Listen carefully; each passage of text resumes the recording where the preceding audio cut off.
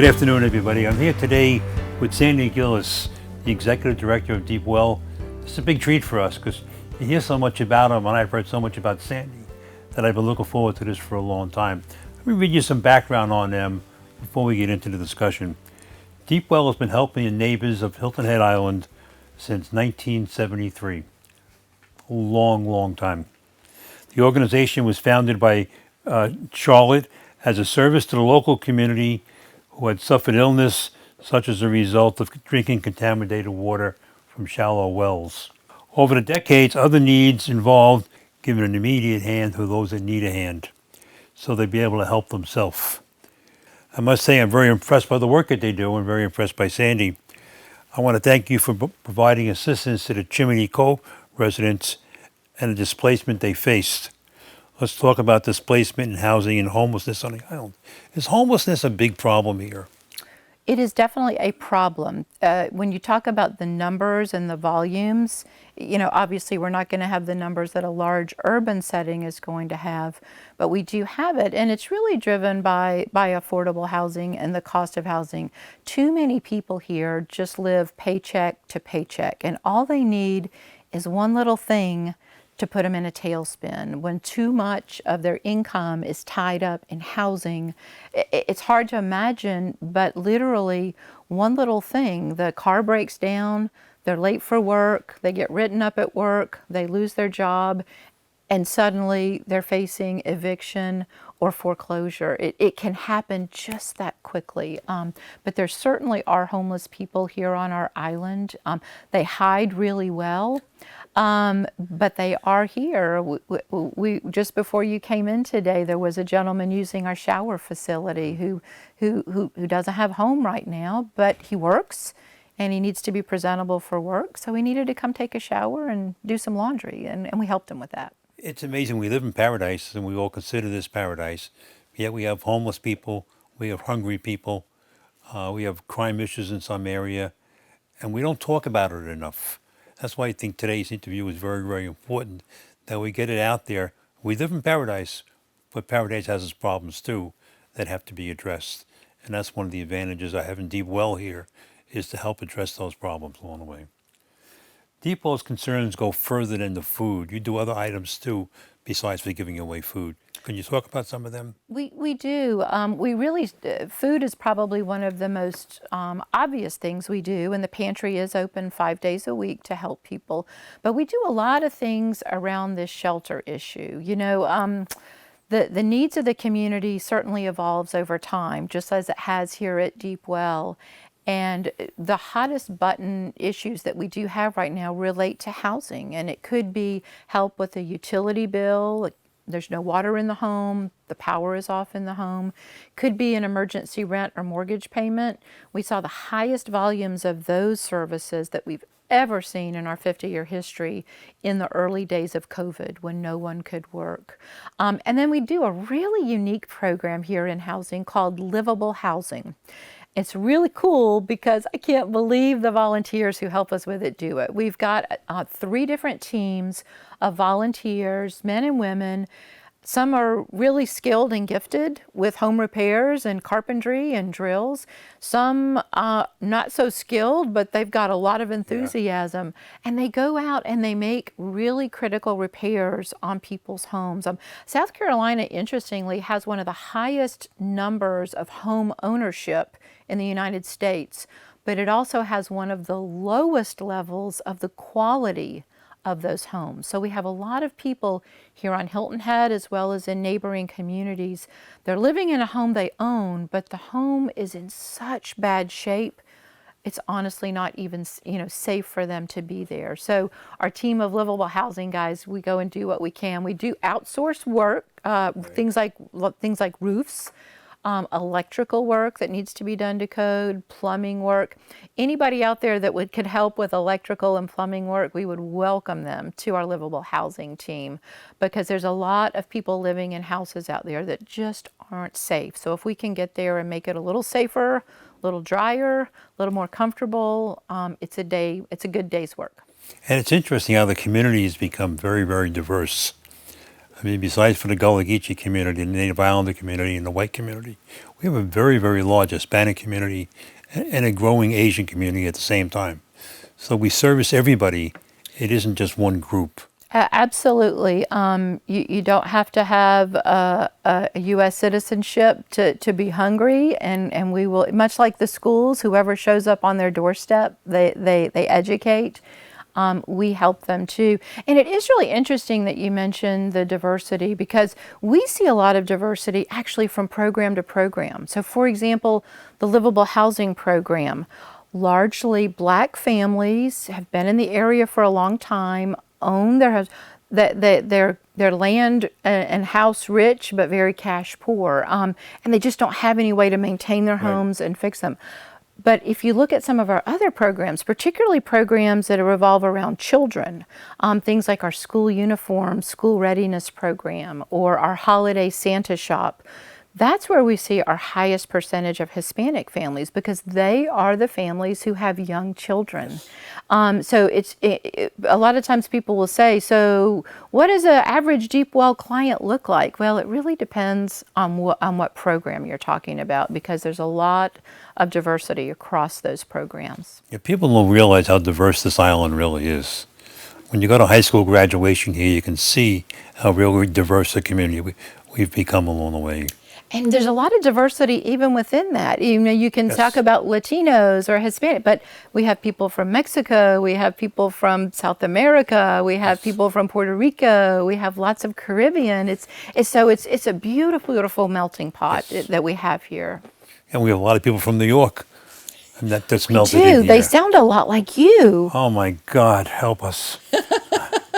How did you become from being a volunteer and end up being the executive director of this organization? That's a great question. So I was serving as a volunteer on the board of directors here at Deep Well about 10 years ago. And after being on the board for 5 years, the executive director at that time was an amazing woman named Betsy Dowdy. Well, Betsy kept telling us on the board, when I turn 70, I'm retiring. So you people better get busy finding my replacement. And you know, I thought about that, and I thought about that, and I thought about my career and what I had done, and I was really ready to do something different, but maybe be able to use the market knowledge I had from having been here a long time. And I put my hat in the ring. There was a lot of competition for the job. There were regional applicants, there were national applicants, and I was tickled to death when I got the call and got the offer. I've now been the director for 5 years. But I will always be eternally grateful to Betsy Dowdy. She made that transition going from a volunteer to a staff member so comfortable and so easy and so productive. We worked side by side for about 2 months together. And one day she looked at me and she said, "All right, kid, you're on your own. I'm out of here." And every time I see her, she says, "I'm so glad you were there during COVID and I wasn't." Oh, you've done a great job in the 5 years Thank you. that you're here. The services for here with the school uniforms, how does that work? So it's kind of an interesting thing when you think about how do you decide what services you're going to offer. About 9-10 years ago, the school district decided they were going to make school uniforms mandatory for all of the public school kids. Well, we had a bunch of people start calling us and crashing at our door saying, "I've got 5 kids. I can't afford to go out and buy brand new uniforms with collared shirts for them. Can you help?" And that's how that school readiness program was birthed. We have a wonderful grant that helps us pay for the cost of that, but we provide every low-income family on Hilton Head that calls us and says they need help. We give each child 5 brand new collared uniform shirts, school colors, so that they need to have. And we also always go online and check the school supply list that the Beaufort County School District posts. So if they're a 2nd grader, they get this bag of supplies. If they're a 4th grader, they get this bag of supplies. So it's really important that those children start the school year with the right clothes, the right equipment, the right things. The worst thing that could happen is for a child to walk into the school and feel like, I don't have the right right stuff. Right. I'm not prepared. It puts them behind the 8 ball right from the get-go. So we feel like if we can equip them and give them the new clothes, the book bag, whatever it is they need, it's a great way for that child to start the school year. Do all the children in our grammar school wear uniforms then? They do, from grammar I don't school think people know that. all the way up to the high school. So we have uniforms all the way from pre-K to 12th Really? grade. Yes, they all wear uniforms. Did you wear a uniform when you were in school? I did not. I grew up in a very small town in Georgia, and we didn't have uniforms. The rich kids drove their John Deere tractor to school. That was okay. where I came from, yes. We had uniforms. We started out in the first grade with short pants. Got cold in the winter in New York. I bet so. Then we went to knickers, then long pants, and It's nice in that it kind of equalizes the playing field, it does. and it also, when you put on a uniform, you know you're going to do a job, and so I totally salute the movement to go into it. It just caught a lot of our low income families off guard, and it was good to start that program. and if they get the uniforms too, it saves a lot for them too, trying to be in the social class of wearing this and wearing that. And you don't have to feel, there's no fights in the morning about can I wear this or can I wear that. Everybody knows what they need I to have a wear. pair of Air Jordan shoes and you don't. Well, and I was going to say, I had 2 daughters growing up, and sometimes it takes a long time to get a girl out the door. But if she knows this is what I wear to school, it takes all those discussions out. And then they turn the hem up when they get to school, right? To be shorter, right? That could happen, yes. There's a lot of people here that use food assistance along the way. Why are there so many organizations rather than one central food bank? I think a lot of people use food differently. A great example, Sandalwood Food Pantry, that's open every Tuesday. Most of the folks who go to Sandalwood for food supplement don't generally come to Deep Well. And Deep Well, folks who come here to get food generally don't go there. The same way, do you go to the same grocery store every week? So like, I'm a Publix girl and my husband is a Harris Teeter guy. But part of it is the same kind of creatures of habits that we do. You know where you go for food. It's really important, though, that food access is there, because honestly, we use the food pantry here in a really strategic way, in that if people are having trouble making their mortgage or paying their power bills, if they can come here and we can give them $200 worth of food to cover them for the next week or so, that frees up that precious budget of theirs to do other things with that. So we can almost think about food as being a building block. Clearly, we don't want anyone to be hungry, but it's also a household budgeting tool. If we can give them $200 worth of food, that frees up money in their budget to handle the rent, to handle the power bill, to get their water bill paid. Most of the people that come through here, are they residents that are here, or some of them just passing through?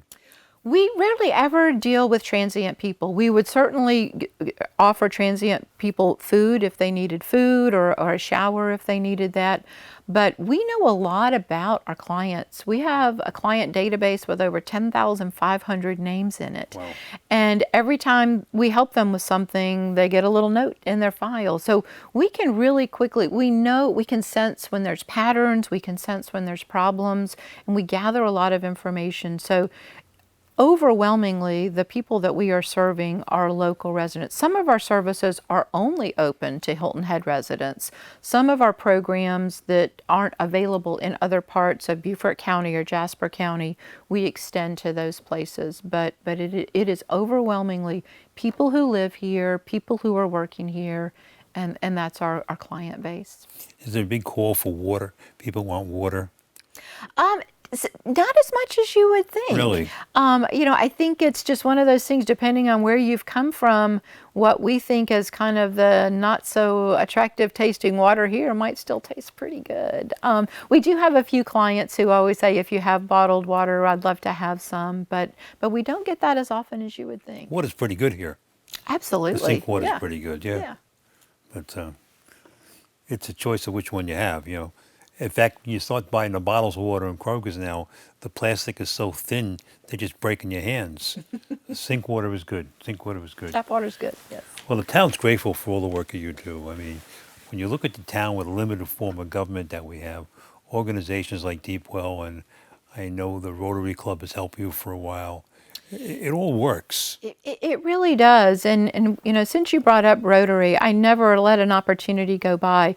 94% of the dollars we spend here at Deep Well, which on average we are pumping anywhere from $1.5 million to $2 million worth of aid every year into the community, 94% of that is directly to client services and programs. And we could not do that if we were not sitting in a building that's mortgage free. The Rotary Club of Hilton Head, about a decade or so ago, did a $1 million capital campaign to find Deep Well a home, because we had been renting space and moving around. With that amazing gift from the Rotary Club, we're in this building mortgage free. And then the other thing is our volunteers. We do a lot of things, and we have 7 people on staff, and only 2 of those 7 people work full time. Wow. But we have an army of about 150 or 200 volunteers. So essentially, we have a free building and we have a donated payroll. That is how you can spend 94% of your expenditures directly on client services. You were on Beach City Road for a while too, weren't you? We were. That was the original home that the Rotary Club bought for us, but we backed right up to the Hilton Head Airport. And as the airport expanded, it kind of expanded right into the back door of our building. But you know, sometimes when things like, oh, this is going to be awful, how are we going to move? We were able to find a location with the county making us whole with that move in a much larger facility that's better suited, frankly, for what we do. So we made some really good lemonade out of those lemons. You know, and the people you have help you make that lemonade. That's what it's about. It's the people that are here. Absolutely. This is the most incredibly generous community I think anybody could ever live in. And we see that every day here at Deep Well. We are kind of the crossroads where people who need help come here and people who can help also show up. And whether it's financial donations or food pantry donations, or at Christmas time, new toys for the children, the Santa shop it's incredible. It's the purest, most beautiful expression of love for a child that I have ever seen. Where we are sitting right now is our donated furniture room. So when people suddenly have their household change because their sister's moved in with her 2 kids, people need furniture. But what we're going to do this Christmas season is all this furniture will go into a pod in the backyard, and this is going to become the Santa shop, and we'll have new toys and new games and clothes, and low-income families here on Hilton Head can come and shop for exactly what they know their child wants for Christmas. That wouldn't happen without the generosity of the community around us. We've got a PE teacher who does a huge toy drive every year. He gets people to donate toys at his school. He's a baseball coach, so I think the baseball kids get involved. He goes around his neighborhood. There's a local realtor here who every year donates 100 brand new bicycles and helmets for children, because bicycles were really important to him as a child growing up, and he wants to make sure the children here. Again, it's just everyday people who don't even have kids of their own make that Santa shop happen, and it really makes Christmas come alive for so many families, especially right now in these inflationary times. They are stretched so thin, and they're thinking about, how am I going to do Christmas for my kids? You know, we can help with that, and we can help with that purely because of the generosity of the community. You know, this community, between its generosity and its volunteerism, is second to none. It really is. And you know, when you think about a limited services town government, I think that's one of the reasons why we have so many phenomenal nonprofits that have emerged, like Deep Well, like Volunteers in Medicine, like Second Helpings. the nonprofits have stepped up, and with support and help from government resources and the community here, we are able to plug a lot of holes. And it's great that we're able to do that. If we could just figure out how we can solve affordable housing, that's our big crux right now, because it just puts so many people, they're so cost burdened, and too much of their budget is going into their housing. It just puts them in a very vulnerable position. So as soon as they have the least little bump in the road, so much is tied up with housing. It just creates new problems. And thankfully, nonprofits like Deep Well and others are out there to assist. But we are your biggest cheerleaders, Mayor McCann, when it comes to what can the town do to help with affordable housing. I mean, the Deep Well project, working with people like Habitat for Humanity, I mean, it all works out. I mean, people need something that's theirs, someplace they can go home to at night and get away from everything that's going on in the world. They do. I mean, it's the American dream. It really is. And we've got a lot of folks here that work very long hours to do amazing things. They're washing our dishes, they're cutting our grass, they're cleaning our pools, they're manicuring our golf courses. I'm a big tennis player. They're grooming those clay tennis courts we have here. But we need to find a seat at the table for all of those people that are making that happen too. And if there's a way we can do that, I do feel like it will open up our community to really celebrate and enjoy this diversity. And it's the right thing to do. It's well, I tell you, I'm very excited to be here. And as we're getting ready for the holidays, how many children do you think are going to come through here? Well, last year we had 700 children come through the Santa shop. This room here. Well, actually, we were in a smaller space, and it was such a challenge to serve that many. That's why we're going to use this larger space this year. The number varies. You know, need always has its own season. Sure. But my guess is just because of the cost of housing where it is, and because of other basic staple costs where they are, I have a feeling 700 might be a low number for the kids this year. Wow, that's amazing. The fire department does a run every year, different areas, and give toys to kids along the way. And I went one year in the fire truck to give out the toys, and the smiles and the appreciation out of the kids was heartwarming. It was just one little gift, and they were all happy, and nobody was coming back and sneaking in for a second one, and it was just a good moment for me to be making and see all that good stuff that goes on. And there are so many silver linings out there. Yes, we have some challenges. Yes, we have concerns. But if people can keep people's needs first, there will be many bright spots. yeah. As I mentioned early on, you started in 1973. So next year will be your 50th anniversary. You plan on big events for that? What can the town do to help you? And 50 years is a long time. It is a long time. Hilton Head has changed so much in those last 50 years. One of the special things we're going to do for the anniversary is, thanks to a very, very generous donation, there's a film being made. Oh. And the film is going to be a bit of a documentary and taking people back to those first 50 years. And we're really going to look at how Deep Well has evolved over those 50 years, along with the evolution of the town and the town of Hilton Head. So we're excited to see that final film clip. When it's ready to go, we're going to have a big party in March and have a premiere for that film. We hope we'll raise a few funds in the process with that, but we are excited to introduce, because there's so many new people who have come here. Yes. in the last year or two that don't have that history and don't know that we really did drill wells 50 years ago, and that's how we got our name. So we hope this film will be a great marketing tool for us, as well as a great educational opportunity for a lot of our new arrivals. Well, whatever the town can do to help you, we'd be glad to be involved in the project. We appreciate what you do. Thanks for coming to visit. Thank you. Thank you all, and have a good day, and God bless you.